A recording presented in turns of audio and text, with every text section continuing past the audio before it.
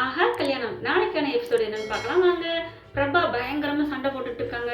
அந்த லாரியில சிலையை கடத்திட்டு போனாங்களே அவங்க கூட சும்மா அவங்க ஃப்ரெண்டுகளும் பந்தாடுறாங்க, எல்லாரையும் அடிச்சு நொறுக்குறாங்க. ஆனாலும் ஒரு கட்டத்துக்கு மேல அவங்களால முடியல, சண்டை போட முடியல. வந்தவங்க என்ன பண்றாங்க, பெரிய கட்டை எடுத்து பிரபா தலையில அடிக்க போறாங்க. அந்த சமயம் கரெக்டா சூர்யா வந்துடுறாரு.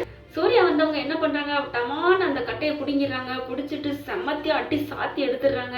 அதுக்கப்புறம் எல்லாம் பயந்து அலறி அடிச்சுட்டு அடங்கி ஒடுங்கிடுறாங்க. அப்புறமா பிரபா பத்தி கேட்குறாங்க, என்ன நீ இந்த மாதிரி இருக்கிறாங்க, இந்த இருக்கிற இடம் தெரிஞ்சிருச்சுன்னா எனக்கு நீ தகவல் தெரிவிக்க மாட்டியா அப்படிங்கிறாங்க. சாரி மாமா, அவசரத்துல வந்துட்டோம், மன்னிச்சுக்கோங்க மாமா, கோச்சுக்காதீங்க அப்படிங்கிறாங்க. சரி சரி விடு அப்படின்னு சொல்லிட்டு, டேய் சொல்லுங்கடா எதுக்குடா கடத்துனீங்க அப்படின்னு அந்த ரவுடிங்களை பார்த்து கேட்குறாங்க. சூர்யாவும் பிரபாவும், இல்லைங்க நாங்களாத்தான் கடத்தணும் அப்படிங்கிறாங்க. ஏன்னா இதுக்கு பின்னாடி யாரும் இருக்காங்க, சொல்லு யார் சொல்லு அப்படின்னு சொல்லி கேட்குறாங்களா. அதனால இல்லைங்க யாருமே இல்லை, நாங்கள் தான் கடத்தணும் அப்படிங்கிறாங்க. அப்புறம் என்ன இங்கே வந்தீங்க, இல்லை சாமி சிலையா இருக்கு, ஒரு சிலையை கரைச்சிட்டு போகலான்னு வந்தோம் அப்படிங்கிறாங்க. நீங்களாம் பொய் சொல்லாதீங்கடா, திருந்தே மாட்டீங்க, என்ன ஏதுங்கிறத போலீஸில் டின்னு கட்டினா நீங்கள் சரி வருவீங்க அப்படின்னு சொல்லி அங்கே கால் பண்ணிடுறாங்க. அவங்கள அள்ளிக்கிட்டு போயிடுறாங்க. அவங்க கடமையை கரெக்டாக செய்கிறாங்க. அதுக்கப்புறம் சிலைங்கள் எல்லாம் பத்திரமா கொண்டு வந்து இங்கே வீட்டில் ஒப்படைக்கிறாங்க. மகா அப்பா கிட்ட கொண்டு போய் ஒப்படைக்கிறாரு. மகா அப்படியே ஓடி வர்றாங்க.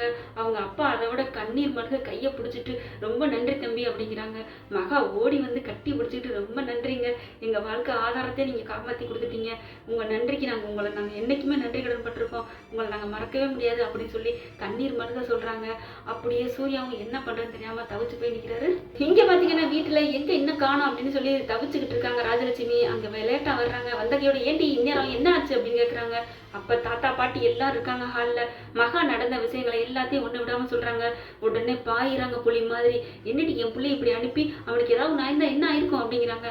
அதெல்லாம் ஒன்றும் ஆகலத்த அப்படிங்கிறாங்க. உடனே எங்க தாத்தா பாட்டி எல்லாரும், ஏன் ராஜலட்சுமி அவளை திட்டுற, சூர்யா நல்லதானே பண்ணிட்டு வந்திருக்கான், அது உனக்கு நல்ல பேர் தானே, பெருமை தானே அப்படிங்கிறாங்க. என்ன பெருமை, அவன் ஏதாவது கத்தியாலது ஏதாவது பண்ணினானா என்ன இருக்கும் அப்படிங்கிறாங்க.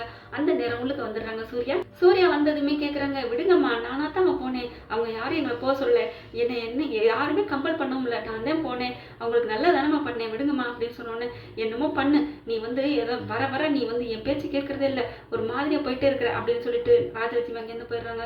அதுக்கப்புறம் பார்த்தீங்களா தாத்தா எப்படியெல்லாம் பேசுறாங்க அப்படின்னு சொல்லிட்டு, விடுமா அவன் நல்ல காரியம் பண்ணியிருக்கான்னு சொல்றீல அப்படின்னு சொல்லிட்டு, பரவாயில்ல தாத்தா எனக்கு ரொம்ப சந்தோஷமா இருக்கு, அங்கே அவர் மட்டும் இல்லைன்னா நேரம் நான் இப்படி நின்று இருக்க முடியாது, உங்க பேரன் தான் இதுக்கெல்லாம் காரணம் அப்படின்னு சொல்றாங்க.